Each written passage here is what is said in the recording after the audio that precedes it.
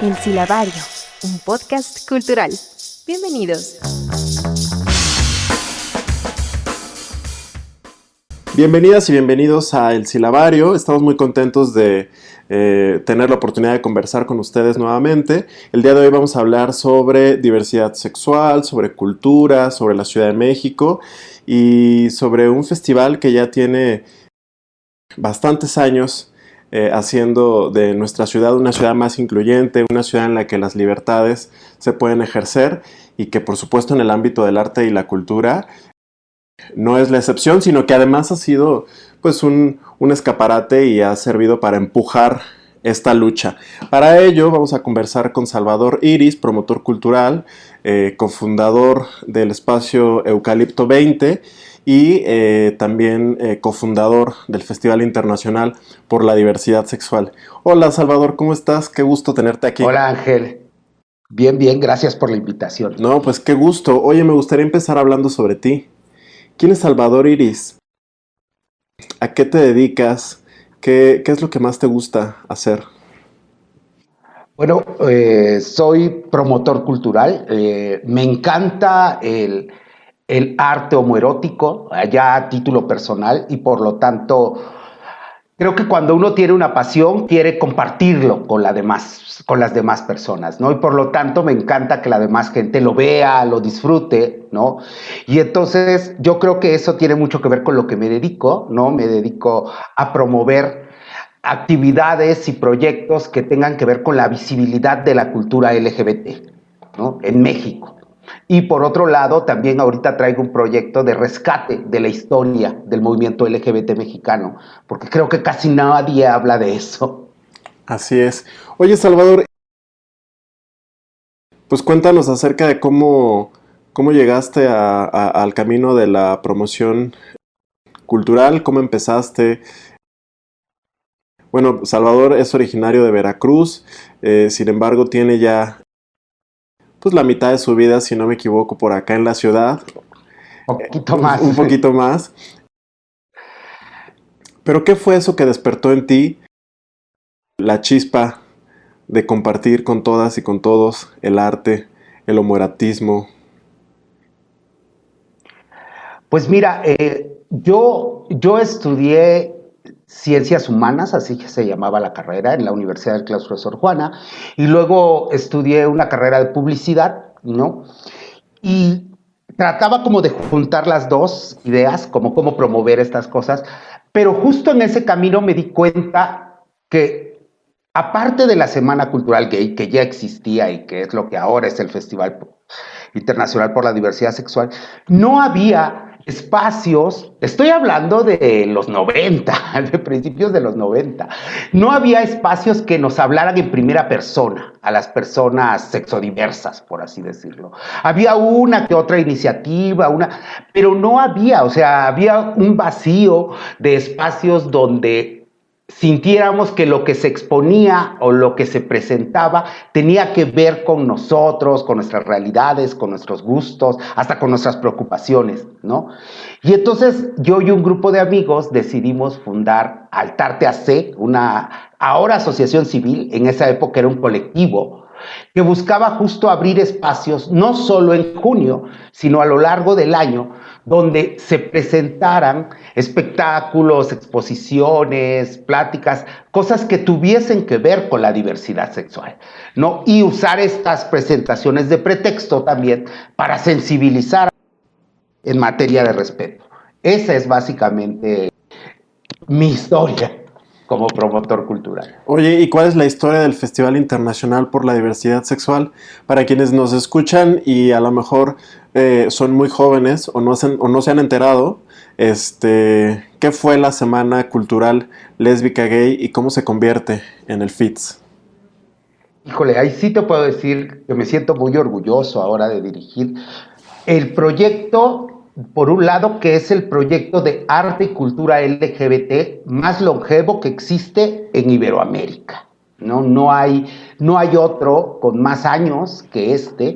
Surge en 1982 con el nombre de Jornadas de Cultura Homosexual, en una galería que ya no existe, que estaba en el centro histórico, que era la Galería Alaide Fopa, estaba ahí por el Metro Salto del Agua en el centro.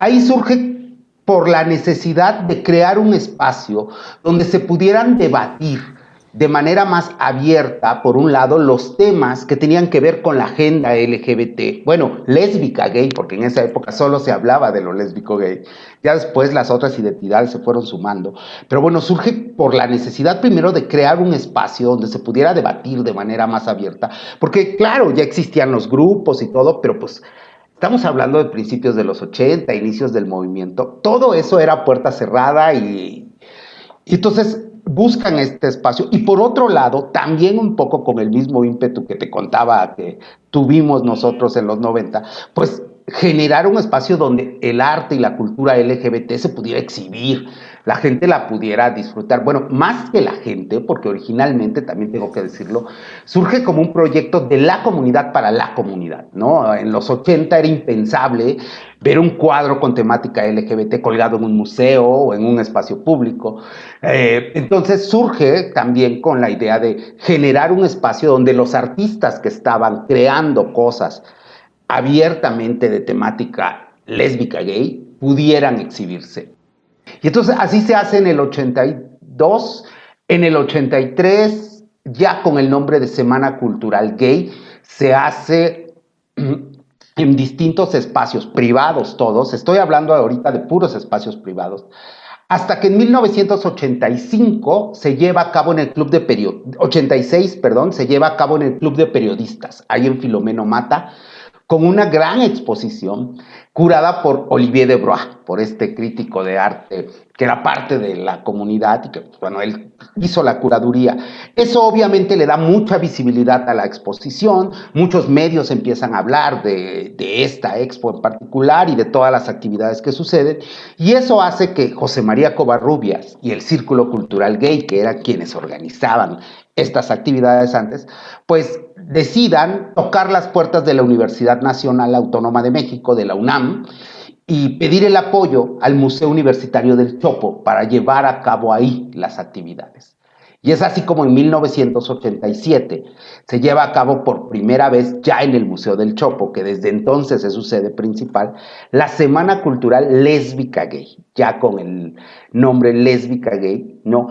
Que se convierte en el primer evento público donde se debatían los temas LGBT, ¿no? Es en 1900, ahorita suena impensable, lo sé, porque hay muchísimos espacios, muchísimos lugares, pero bueno, en 1987, ese es el primer evento ya, por decirlo de alguna manera, a puertas abiertas, donde cualquier persona, fuera o no fuera de la comunidad, podía entrar, podía participar de las mesas, podía ver la exposición, ¿no? Porque se hace una exposición con artistas solidarios y artistas del colectivo, ¿no? Y la gente podía ver la exposición, los espectáculos, y entonces este evento pues empieza a tomar fuerza y muchos artistas empiezan a participar en él y se empieza a convertir, por un lado, me gusta decir que era como un termómetro con una radiografía de lo que sucedía en el movimiento. ¿Quiénes formaban parte de ese círculo cultural gay? Estamos hablando de hace más de 30 años. Ajá, fue fundado y era comandado por José María Covarrubias, de verdad, un gran activista que creo que no tiene el reconocimiento que debería tener, lo digo siempre, porque a él le debemos, pues, de entrada este proyecto que es el más antiguo en Iberoamérica y después haber dado la visibilidad en un espacio público a los temas LGBT, ¿no? Bueno, era fundado por José María Covarrubias, estaba Jorge Fischl, que era su pareja en esa época, Armando Cristeto, el fotógrafo, Nahum Becenil, Reinaldo Velázquez, Miguel Cano, Francesca Gargalo, eran como las personas que conformaban este círculo, entre otros, muchos otros, pero ellos eran básicamente como el centro, y todo giraba alrededor de José María, de la figura de José María, que era una figura muy particular, ¿no? Un personaje difícil, sí, complicado, que no sé si en esta época de la corrección política estaría cancelado. Ya estaría canceladísimo. José María era alguien que no se callaba. Esa era, creo que no tenía pelos en la boca, como se dice popularmente. Exactamente, era como su virtud y su defecto al mismo tiempo, ¿no? Su virtud porque gracias a eso logró posicionar la Semana Cultural como uno de los eventos culturales más importantes de la Ciudad de México, ¿no? Muchos artistas, ¿no? Entre los que nombré, pero también artistas como Yolanda Andrade, como Francisco Toledo, ¿no? Que fueran o no fueran gays, participaban de la Semana Cultural, ¿no? Betsy Pecanins, Eugenia León, de muchas disciplinas. Todos los años en junio se sumaban a las actividades de la Semana Cultural Lésbica Gay, ¿no? Pero por otro lado, José María, pues te decía, no se callaba y entonces eso causaba muchas incomodidades y muchas cosas. Pero aún así, su obstinación llevó a 19 semanas, que fue las que él realizó, 19 semanas ¿Y en culturales. qué momento comienzas tú a involucrarte? Primero empiezas a colaborar y después asumes la dirección del festival. ¿Cómo fue? Pues yo a mediados de los 90, descubriéndome también, descubriendo mi identidad, pues más bien asumiéndola, porque creo que descubrirla todo mundo lo sabe desde mucho antes, ¿no? Asumiendo mi sexualidad. Yo siempre he vivido en Santa María la Ribera. Desde que llegué de Veracruz siempre he vivido en Santa María la Ribera. Y un día caminando por la colonia, pasé frente al Museo del Chopo, pues vi un grupo de gente muy particular, ¿no? Dicen que la sangre llama, ¿no? Y era un grupo de gente, sí, muy particular. Estaba reunida ahí y pues me acerqué, dije, ay, de De aquí aquí soy, soy. tengo que casa, ¿no? Y entonces me acuerdo haberme topado con una persona bajita, toda vestida de negro, que era José María Covarrubias, justamente. Y me acerqué y le dije, oye, ¿qué está pasando? ¿Qué es esto? Y me dijo, es la semana, mana. Así, literal. Yo le dije, ¿qué es eso? Y me dijo, ¿cómo que no sabes qué es la Semana Cultural Lésbica Gay? Me dio un tour por todo, me enseñó la exposición. Luego recuerdo que bajé al Foro del Dinosaurio, al antiguo Foro del Dinosaurio que tenía el Museo del Chopo, que era muy particular además, porque entrabas y estabas como expuesto a la vista de todos, Ok. ¿no? Eso también para mí significó una catarsis, ¿no?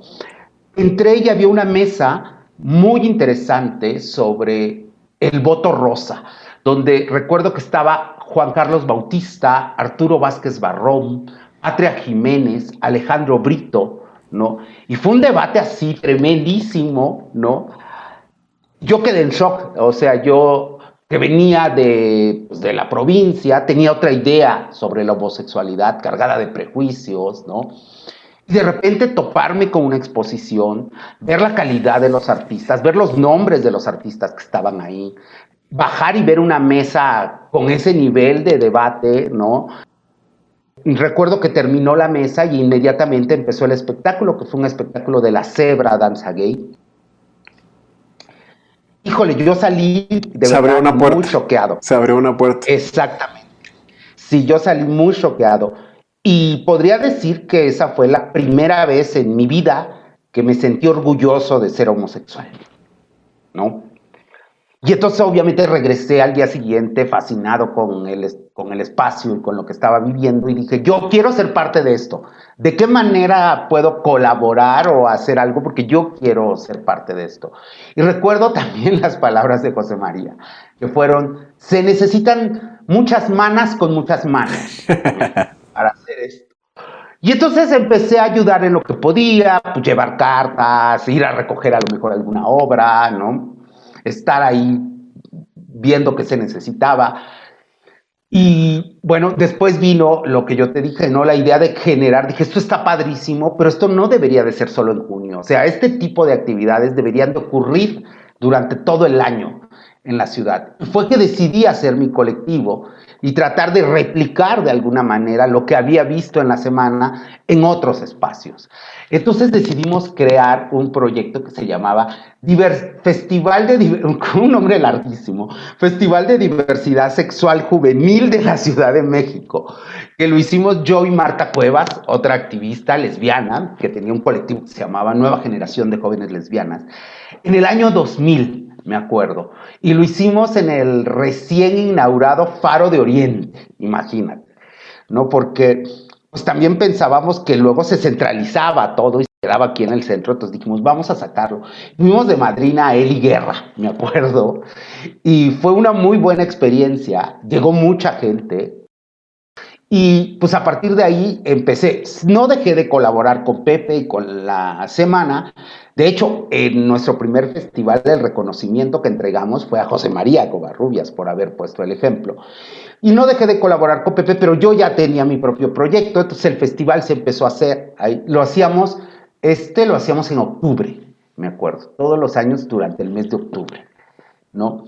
Y entonces empecé mi propio proyecto hasta que en el 2003 fallece José María Covarrubias y de alguna manera pues la semana tiene ahí como un reacomodo, ¿no? Y es ahí cuando Juan Carlos Bautista y Carlos Monsiváis, primero Juan Carlos me sienta y me dice, pues creo que la semana lo que necesita es un cambio de visión, lo cual me parece increíble de Juan Carlos, no aceptar que decir, o sea, no es que lo hagamos mal, pero creo que nosotros somos de cierta generación y tenemos ciertas ideas, ¿no? Y creo que lo que necesita es una persona con otras ideas para refrescar el proyecto. Pues para mí fue un honor, imagínate con todo lo que te conté de cómo me había emocionado cuando conocí, le dije, pero por supuesto. Luego me dijo, te va a ayudar el grupo del Círculo Cultural, nosotros siempre vamos a estar ahí para apoyarte. Y como a los 2 días, Carlos Monsiváis, que también siempre estuvo ahí atrás del Círculo Cultural, apoyándolo, me llama y me dice, ya supe que Juan Carlos te dijo de la semana, cuenta conmigo, para mí me parece que es interesante, justo eso, refrescar la visión y todo. Y bueno, en el 2008 asumo la dirección de la Semana Cultural Lésbica Gay, todavía se llamaba así, y bueno, me toca un bautizo increíble porque ese año cierra el Museo del Chopo por remodelación. No, sí. Una larga remodelación. Muy larga, ¿no? Se supone que iba a ser un año y se llevó 5 años. Sí, y entonces decidimos, yo un poco por la experiencia que ya tenía con el otro festival que ocurría en varias sedes, pues decido hacer eso, sacar la Semana del Chopo y hacerla en distintas sedes, el Centro Cultural de España, el Museo de la Ciudad de México, incluso en las calles, ¿no? En espacios públicos, en los mismos faros, ¿no? Empezar a hacer actividades en otros espacios. En el 2011 reabre sus puertas, 2010, 2011 reabre sus puertas el Chopo, ¿no? Del renovado Museo del Chopo. Y yo creo que también aprovechamos la remodelación de su sede principal para remodelar la Semana Cultural, porque ya no era una semana y ya no era solo lésbica gay, ¿no? Ya otras identidades también que estaban ahí y estaban pidiendo espacio y estaban pidiendo ser nombradas, ¿no? Claro. Estaban pidiendo representatividad. Y entonces decidimos llamarlo Festival Internacional por la Diversidad Sexual, porque ya era casi un festival que duraba 3 semanas, ¿no? Y que además no solo era lésbico gay, participaban muchísimas otras identidades. No le quisimos sumar asignaturas porque decíamos, cada año vamos a estar agregando una letra, ¿no? Sí. Distinta, entonces mejor le ponemos diversidad sexual, que creo que engloba a todos y a todas. Y entonces ahí lo abrimos y bueno, internacional ya tenía un poco ese carácter, ya habían participado personas de otros países. Y bueno, reabrimos, regresamos al Museo del Chopo con este nombre, con la sede del Museo del Chopo y con todas las sedes que ya habíamos conseguido durante estos 5 años. Y bueno, desde entonces ya hacemos el festival todos los años, en el mes de junio, en el Museo del Chopo y en todos estos espacios. Y se ha convertido desde entonces en una referencia innegable de la cultura LGBTT+, de la Ciudad de México y del país. He tenido la oportunidad de asistir a las últimas, ¿qué serán? 10, 11 ediciones. Yo creo que justamente me tocó ver esa transición al Festival Internacional por la Diversidad Sexual, y hay que decir que se convirtió en un festival de muchísima calidad, es decir, ya lo era, pero justamente a partir de la inclusión de nuevas identidades y de la llegada a nuevos espacios y además de conquistando espacios, ¿no? Porque no es fácil llegar, que te abran las puertas y que de pronto te dejen hacer y deshacer, y que a veces no se puede, ¿no? Muchas veces hay que hacer dentro de los marcos de lo que está permitido, pero el FITS ha sido un escaparate para artistas tanto de esa generación del círculo gay del que hablas, como de las nuevas generaciones, pero también de los artistas de la periferia, de los artistas, de las artistas, ¿no? que han ido abriéndose camino dentro de el arte, como son las personas trans, ¿no? Y las identidades ahora de género no binario, que nos obligan además a una reflexión cada vez más crítica y más abierta, sobre todo, acerca de la libertad. Y bueno, el FITS ya viene. ¿Qué va a pasar este año? Sabemos que ha sido complejo, por decirlo de alguna forma, el último año que hemos vivido, pero con la reactivación de los espacios culturales y la reapertura de muchas actividades económicas, pues el regreso de la cultura y el regreso de la cultura diversa ya tiene fecha. ¿Qué vamos a ver este año, Salvador? ¿Qué nos puedes contar? Mira, este año, como lo dices, es un año muy particular, ¿no? Por todo lo que estamos viviendo. Entonces vamos a tener una edición híbrida del FITS, ¿no? Vamos a tener algunas actividades presenciales y otras actividades online, en línea, donde la gente...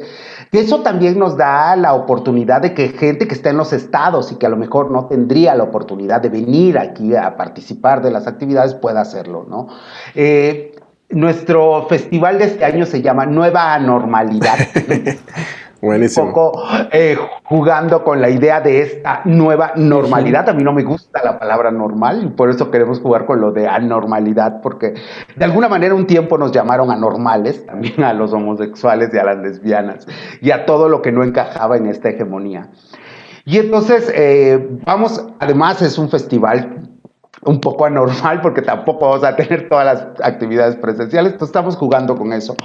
Ahorita tenemos una exposición en la galería, en colaboración con la Galería José María Velasco, que se llama Reinas en Disputa, que se inauguró en el marco del Día Mundial de Lucha contra la Homofobia. Bueno, vamos a utilizar de pretexto esta exposición, que la tienen que ir a ver, para tener algunas actividades en torno al tema trans, ¿no? Vamos a tener una mesa sobre la historia del movimiento trans en particular mexicano, porque casi siempre cuando se habla del movimiento, se habla del movimiento LGBT, ¿no? Y no se especifica que cada uno tuvo sus momentos, sus personajes, sus especificidades, donde va a participar Terry Holiday, va a participar Emma Jessica Duvali, y nos van a hablar de los inicios, de qué hacían en esa época, cómo se reunían.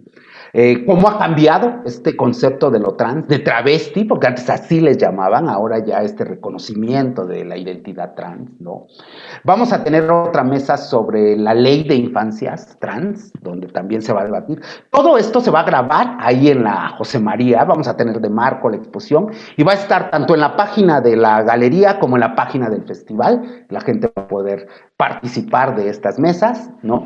Hicimos unos recorridos que les llamamos Diversidad al Aire Libre, con el cronista Rodrigo Hidalgo, el conductor de la Ciudad de México a través del tiempo, donde vamos a recorrer algunas calles de la Ciudad de México donde han acontecido sucesos LGBT. Todo esto también va a estar en online y ahí van a poder ver.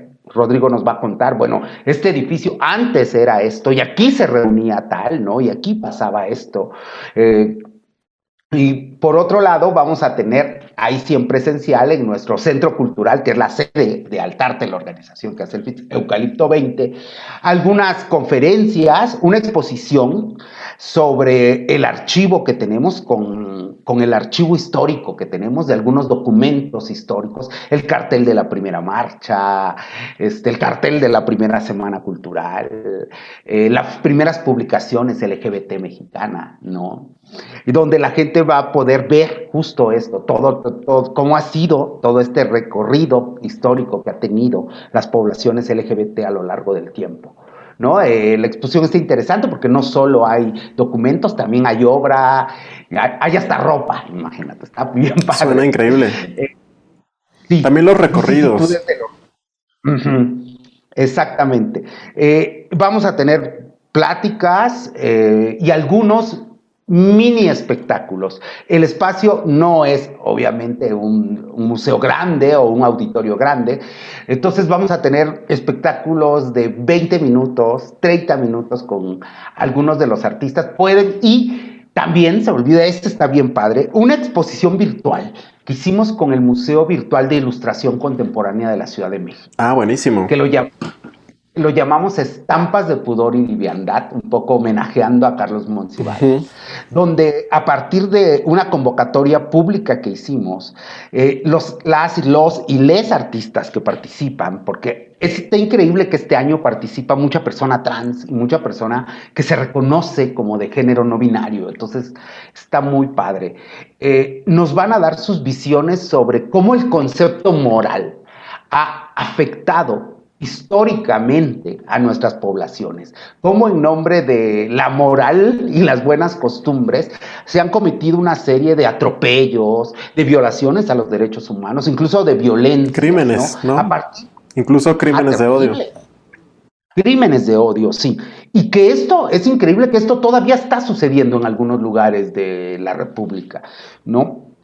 A partir de esa reflexión sacamos una convocatoria y participan artistas nacionales y extranjeros que con ilustraciones hacen esto. A partir del 12 de junio la gente la puede ver, ¿no? Ya está arriba, entonces la pueden checar. Y eso está también bien padre porque la puede ver, estés donde estés, desde la comodidad de tu casa, la van a poder ver.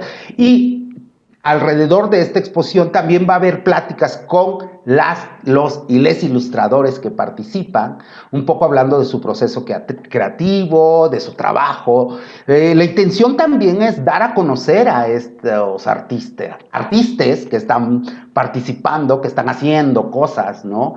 Y que a lo mejor de otra manera, por las temáticas que abordan, o por el contenido de su trabajo no pudieran ser tan difundidos, ¿no? Porque algo que también me enorgullece decir del festival es que también ha sido un bastión para la libertad de expresión, ¿no? Muchas piezas o obras o espectáculos que sería impensable que se presentaran en cualquier lugar, pues han tenido cabida en el festival y en la semana. No, a nosotros nos gusta defender la libertad de expresión, la libertad de pensamiento. Entonces, un poco por ahí va esta exposición y creo que también lo web nos permite hacer estas cosas, ¿no? En nuestras redes sociales, en las redes sociales del festival, en Facebook, Festival Internacional por la Diversidad Sexual, en Twitter y en Instagram, como @FitsMX, ahí vamos a estar subiendo justo todas estas actividades.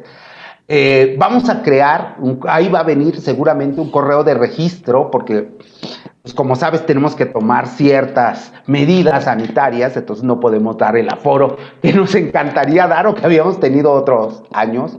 Y esto es donde la gente se va a poder registrar para participar de estas actividades presenciales. Vamos a tener también un taller sobre el porno, sobre un análisis estético y sociológico del porno, cómo la pornografía ha influido en nuestra educación sexual, ¿no? Muchas y muchos de nosotros nos educamos viendo porno, seamos honestos. Mientras haya una carencia de educación sexual en este país, pues desgraciadamente el único referente que tienes es el porno. No quiero decir con eso que todo esté mal, un poco por ahí va el taller, ¿no? Analizar la historia del porno y después sus influencias estéticas y sociales, ¿no? Eso va a acontecer aquí en Eucalipto 20, ojalá y puedan venir, me parece que es interesante. Y bueno, ese es nuestro FITS de este año, nuestro FITS anormal. Pues suena maravilloso. Suena maravilloso. No estamos como quisiéramos. Y ay, imagínate, yo me siento frustrado porque siento que es como muy chiquito. No, bueno, es que además estamos deseosos de volver a encontrarnos, de volver a estar cerca, de sentir el calor y la humanidad en toda su expresión. Pero es momento de actuar con responsabilidad y bueno, si bien no podemos sentirnos y estar cerca como quisiéramos, pues como ya dijiste, la tecnología y el internet nos permiten llegar a España y a China y a Australia y a cualquier país y a cualquier rincón de nuestro México, y eso está muy bueno, que por medio de una computadora podemos acercarnos y abrir una puerta donde a lo mejor, bueno, no a lo mejor, donde siguen cerradas, porque hay que decir que si bien en la Ciudad de México las instituciones tanto de orden federal como local, ahora se involucran activamente en las actividades del mes del orgullo, en la marcha, es decir, que existe colaboración entre la sociedad civil y apertura en las instituciones. La historia en el resto de los estados es muy diferente, ¿no? La cantidad de crímenes de odio que se siguen registrando cada año es el termómetro que nos habla justo de ese machismo, de esa violencia, de esa homofobia, de esa transfobia, que siguen muy latentes, que siguen a pesar de este camino que hemos transitado y de estas puertas que se han abierto, pues todavía persisten la discriminación y la violencia por prejuicios, por cuestiones, como decías, de la moral, y no hay que ir tan lejos, ¿no? De pronto en Puebla, en Tlaxcala, incluso en Morelos o en Veracruz, ¿no? Que tiene una larga tradición de carnaval y de fiesta, y que se da la oportunidad para la apertura y para el juego erótico en los contextos festivos. Lo cierto es que las personas LGBT siguen estando en los márgenes de esa, digamos, de esa apertura que existe o que se ha ido construyendo. En Veracruz es muy chistoso porque justo suena muy contradictorio, ¿no? Yo creo que la población es muy abierta, y curiosamente luego la represión viene de las instituciones, ¿no? Entonces es un fenómeno muy particular, y justo lo que decías, ahora que por la convocatoria estuvimos analizando esto de la ley de las faltas a la moral. Afortunadamente en la Ciudad de México ya no existe ese término, ¿no? Pero sí hay estados donde todavía se ocupa eso, y, y es absurdo porque es subjetivo, ¿no? La moral de quién la dicta, ¿no? Hace poco justo leíamos un reportaje de unos chicos, yo no sé si eran parte de la comunidad o no, pero que estaban en Quintana Roo y que creo que venían de la playa y se quitaron la playera para cruzar una calle, y los detuvo una patrulla y se los llevaron detenidos argumentando faltas a la moral. No, a ese nivel están las leyes a veces en este país, esas contradicciones, y entonces creo que por eso es necesario este tipo de espacios. Alguien me preguntaba, ¿y hasta cuándo? ¿Hasta cuándo se va a seguir haciendo este festival? Y yo le decía, pues yo creo que hasta siempre, o hasta que se acaben todas estas problemáticas, todos estos prejuicios, ¿no? Que a veces son consecuencia de la ignorancia, y no digo ignorancia de manera peyorativa. Del desconocimiento, ¿no? Desconocimiento, más bien es la palabra, ¿no? Creo que cuando desconocemos algo podemos o tenerle temor o hacernos 20,000 historias alrededor de ellas que a veces no son ciertas, ¿no? Y este tipo de actividades, sobre todo actividades artísticas, le permiten a la gente, yo siempre he dicho que el arte te permite vivir otras realidades y por lo tanto entenderlas, ¿no? En el momento en el que ves una película, o ves una obra de teatro, o un espectáculo de danza, o incluso una fotografía o una pintura, te puedes transportar a otra realidad que no es la tuya, y si no entenderla al 100%, al menos sensibilizarte ante ella, ¿no? Y por eso este tipo de proyectos ayudan, ¿no? Y son necesarios. Ojalá en todos los estados pudiéramos tener un FITS, ¿no?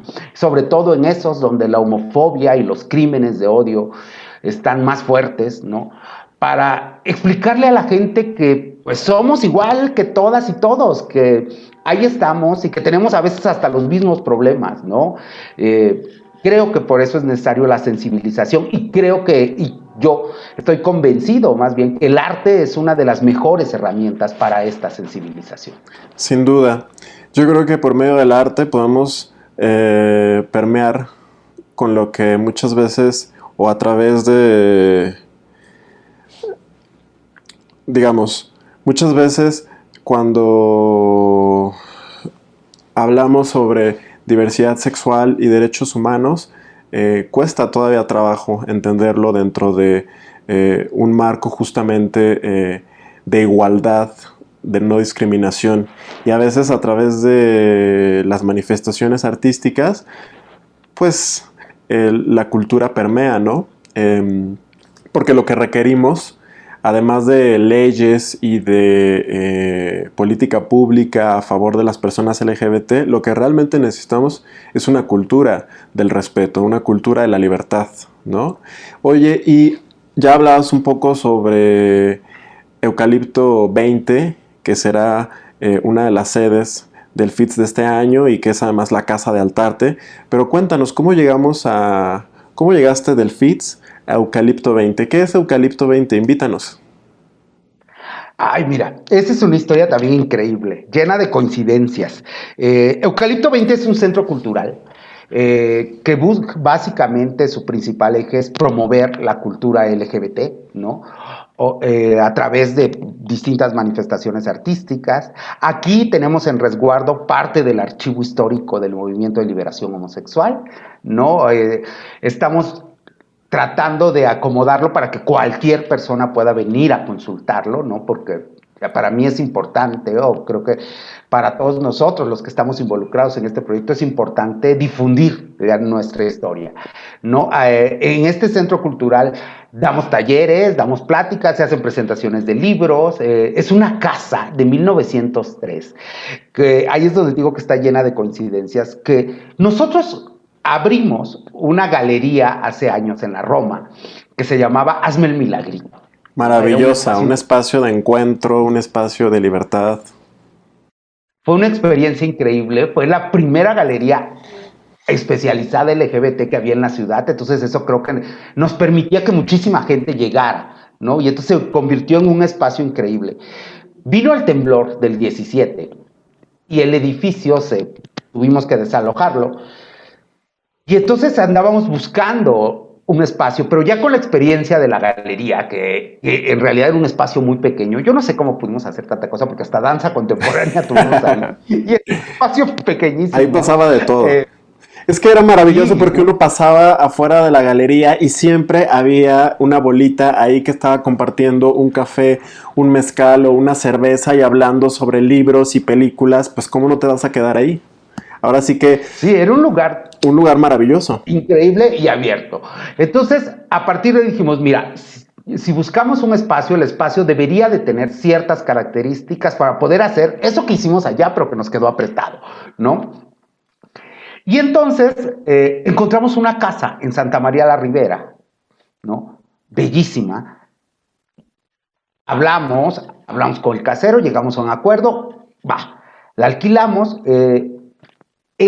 Obviamente quisimos hacer como un brindis con los amigos para decir, ya tenemos un nuevo espacio, vengan. Entre los amigos que tenemos, la organización y todos, está Juan Jacobo Hernández, fundador del Frente Homosexual de Acción Revolucionaria, este primer grupo que salió a las calles de México, ¿no? Que protagonizaron la primera salida pública de unos homosexuales en nuestro país. Le hablamos y le dijimos, oye, fíjate que te queremos invitar a brindar porque ya tenemos nuevo espacio. Dijo, perfecto, dame la dirección. Eucalipto 20, Santa María la Ribera. Se hizo un silencio y de repente dijo, no puede ser, repíteme la dirección. Eucalipto 20, Santa María la Ribera. Y me dijo, esa era la sede del FAR. No, del Frente qué fantasía. Sí, yo le dije, no puede ser. Me dijo, sí. El día que llegó y inmediatamente reconoció la casa. Me dijo, pero por supuesto, en este patio, en agosto de 1982, el FAR se deshizo. Y en este lugar hicimos esto. Wow. Y nos empezó a dar un recorrido histórico por la casa que nos encantó. En ese momento llegó Abel Valverde, que es la persona que nos alquila el espacio, y se encontraron y pues se reconocieron y dijo, claro, tú le prestabas la casa al FAR. Y bueno, para nosotros fue una coincidencia maravillosa, ¿no? Claro. Y bueno, ahora este espacio regresó a sus orígenes de alguna manera y vuelve a ser la sede de un espacio LGBT, ¿no?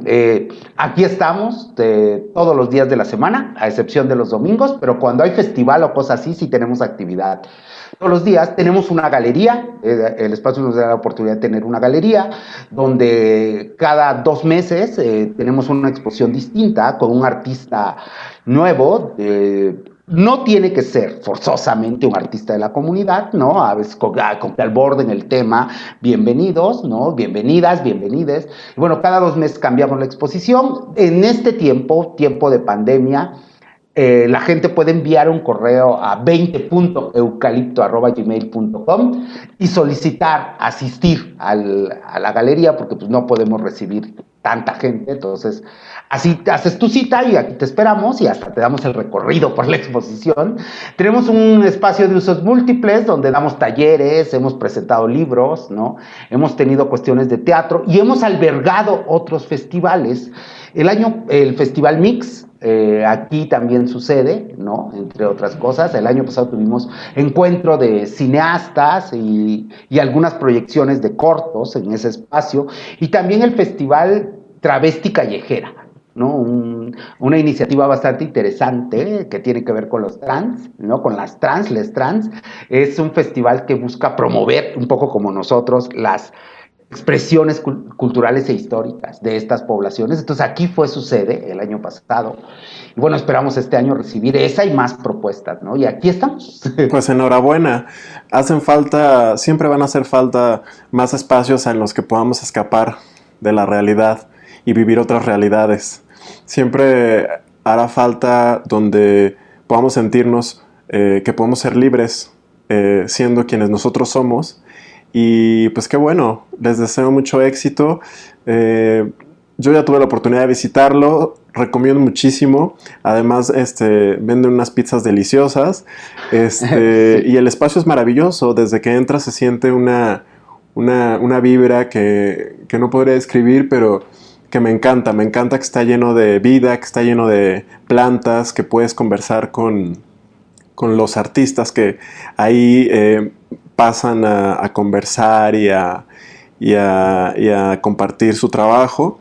Entonces lo recomiendo muchísimo y ahí vamos a estar. Esperemos que siga creciendo, que ahora con el FITS, con la edición de este año, muchas más personas conozcan este lugar y que se convierta en un lugar entrañable como lo fue con el FAR en los años 80, pero también como lo fue en años recientes la Galería Hazme el Milagrito, que tanto extrañamos, pero que ahora tenemos un Eucalipto 20 donde podemos ir a conocer nuestra historia, a ver una exposición, a tomar un taller y a platicar con Salvador Iris, que siempre tiene tema y que además es una persona que te hace sentir bienvenido, que te hace sentir como en casa y que además te cuenta cualquier cantidad de historias en torno a la diversidad sexual y eso es fantástico. Bueno, también tenemos aquí otro fundador también de Altarte y parte del equipo del FIT, Fernando Sordo, un artista plástico, tiene aquí su estudio, entonces también cuando pueden pasar a su estudio, ver su trabajo, ¿no?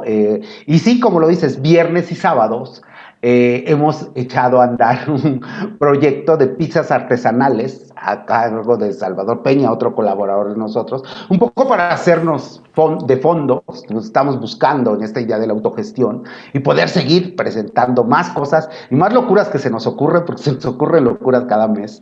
Y entonces ahí estamos. Viernes y sábados a partir de las 2 de la tarde la gente puede venir, ver la exposición, comerse unas pizzas, a lo mejor les toca que haya una presentación del libro o alguna cosa así, y si no, charlar con los artistas, porque parece mentira, pero sí, siempre hay artistas aquí, siempre hay gente aquí, nos gusta tener casa llena, entonces siempre se van a encontrar una experiencia distinta cada vez que vengan.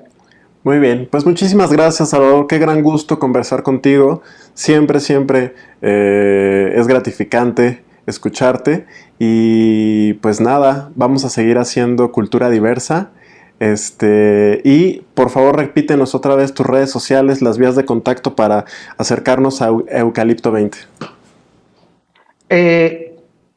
Eucalipto 20, así corrido, lo encuentran en Facebook Y en Twitter y en Instagram somos eucalipto-20. Así pueden encontrar. Ahí estamos subiendo la programación. Propuestas, que estamos abiertos a propuestas y también para citas, si quieren venir a partir de la segunda semana de junio. Estamos ya con la exposición abierta al público. Es 20.eucalipto@gmail.com. Ahí nos escriben, nos pueden mandar propuestas o nos pueden decir, queremos ir tal día, a tal hora, y seguramente aquí los recibimos con las puertas abiertas. Padrísimo, pues ahí vamos a estar, Salvador, y también para disfrutar del Festival Internacional por la Diversidad Sexual que ya comienza, y para seguir haciendo, como decía yo, cultura diversa, que hace mucha falta, todavía hace falta. Muchas gracias por la invitación. Gracias a ti, hasta la próxima. El Silabario, un podcast cultural.